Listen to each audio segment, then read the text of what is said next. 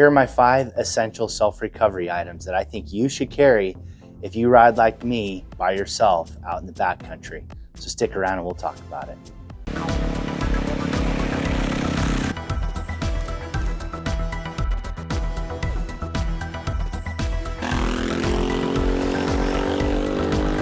Hey, how's it going? Welcome to my channel. As winter is hopefully starting to fade and we are getting into spring and the riding season, my first long distance trip will be in about a month. It made me think about some of the things that I need to adjust being out here on the West Coast from riding out on the East Coast. And one of those is having all of the tools necessary or having this kit put together for self-recovery. And so I thought this would be a good time to share some of the things that I'm doing. And if you are like me and you do a lot of backcountry riding by yourself, then you really should consider carrying these things. Now, these aren't in any particular order, but I do think they're quite important. One of them I have neglected to do, but this year I am going to start doing that. So I'm going to get into each of those 5 pieces of essential gear or kit that you should be carrying. And if you have any of your own items that you think we should carry when we're out riding in the middle of nowhere, then I ask that you leave those in the comments below.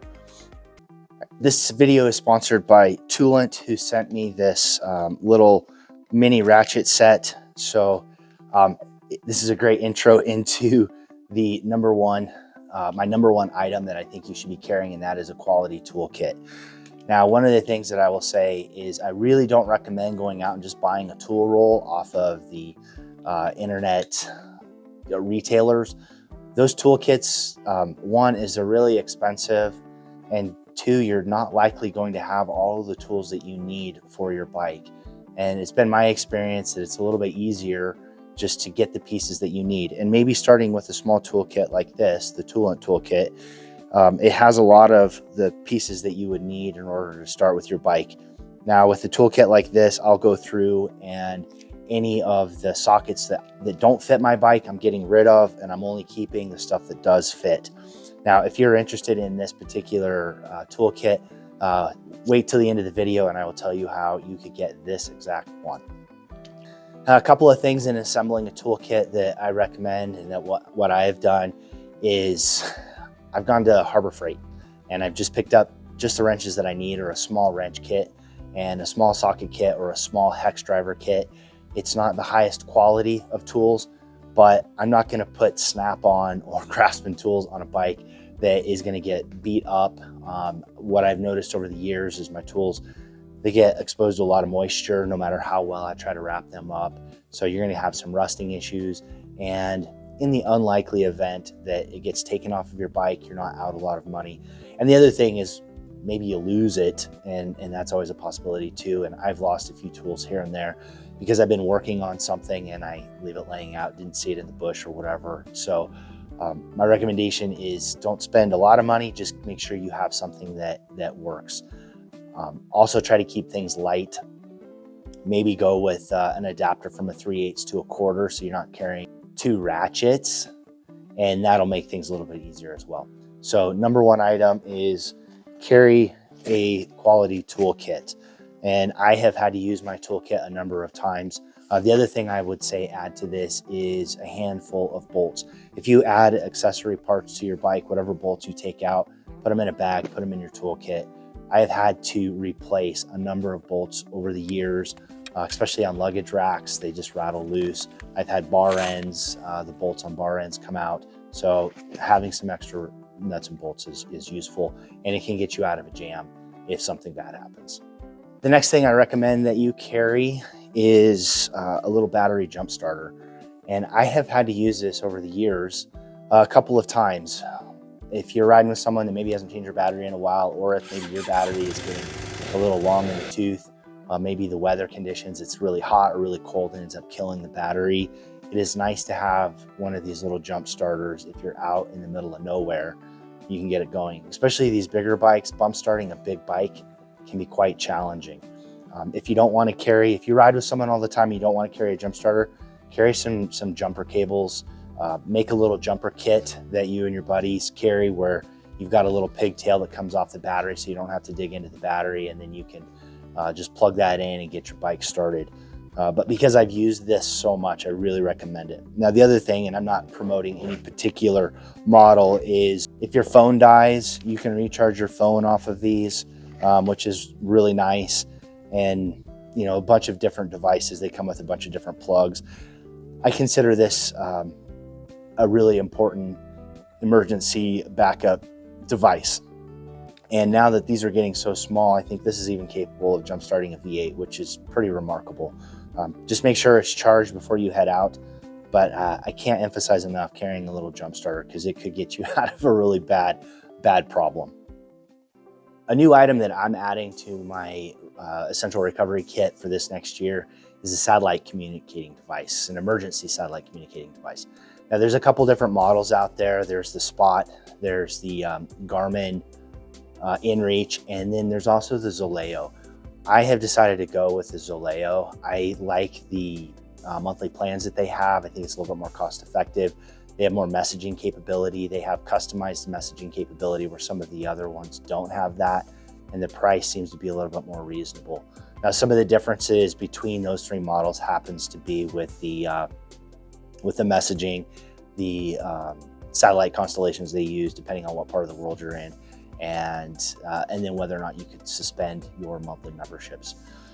So that's what I'm going to do. I think another good tip in what you should do is, if you're going to have a backup communication or emergency beacon, is carry it on your body, put it in one of your jacket pockets or somewhere. So in the event you do get ejected from your bike and maybe you can't get to it very easily, you can just pull it out off of a pocket or somewhere and be able to activate it.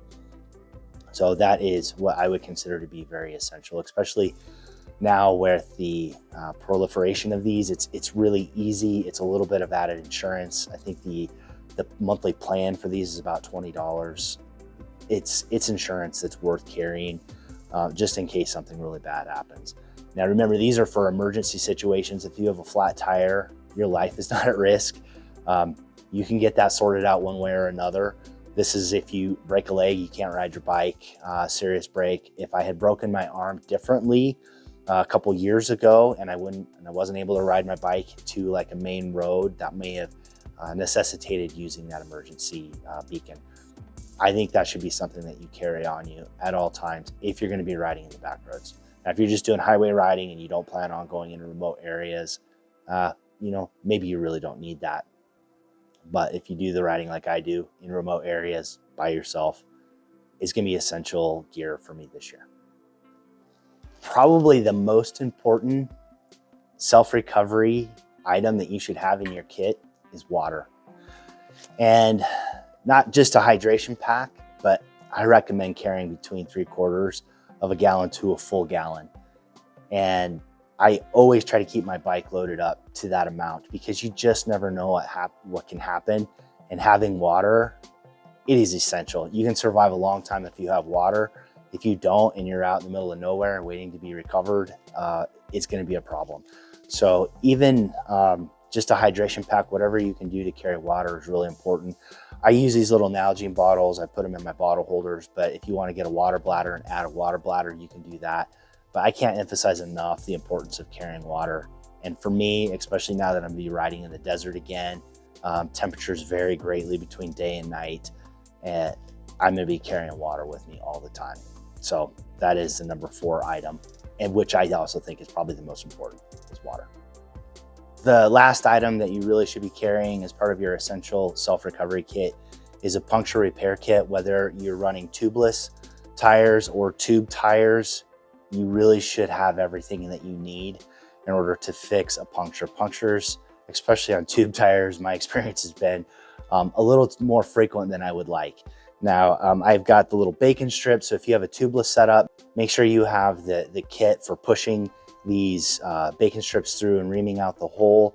And even when I had a tubeless setup on all of my bikes, I still carried a tube just in case. Because if I'm out in the middle of nowhere and I get a gash in a tire, or for some reason I get a flat and it happens really quickly and the tire comes unseated from the bead, reseating the bead out in the middle of nowhere is not going to be an easy task, where tossing a tube in is certainly going to work and I can get going again.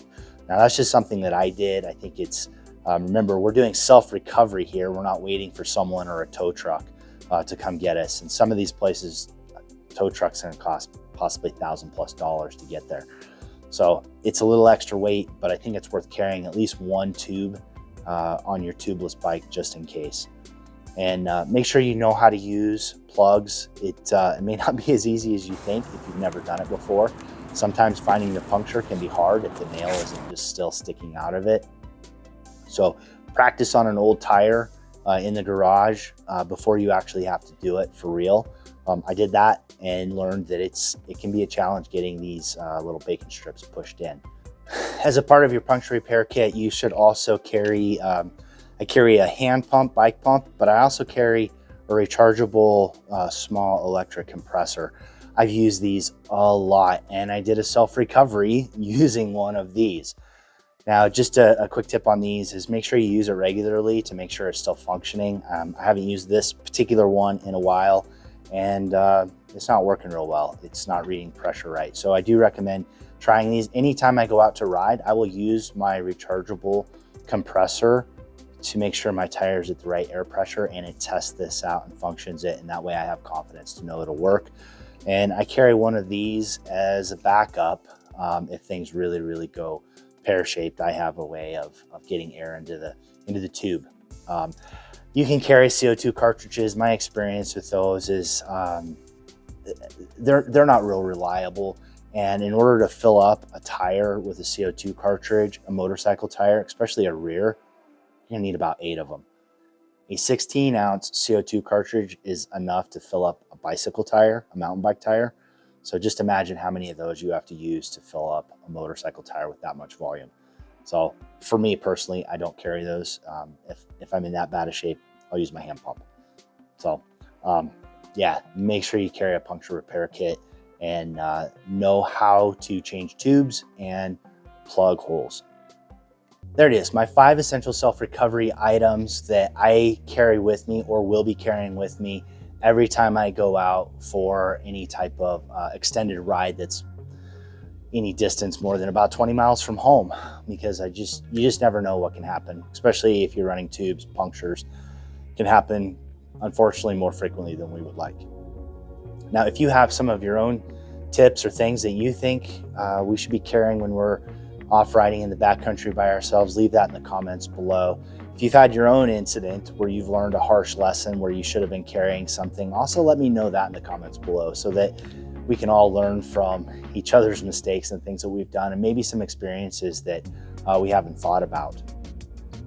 If you've stuck around to the end and you are interested in this little Toolant kit, the first person who sends me an email with the statement of "show me the tools," I will send this out to you. Thanks for watching.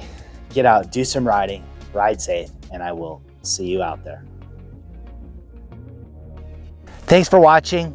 I know I will continue to make content bike related and things dealing with small adventures, big adventures. I just need to stop here.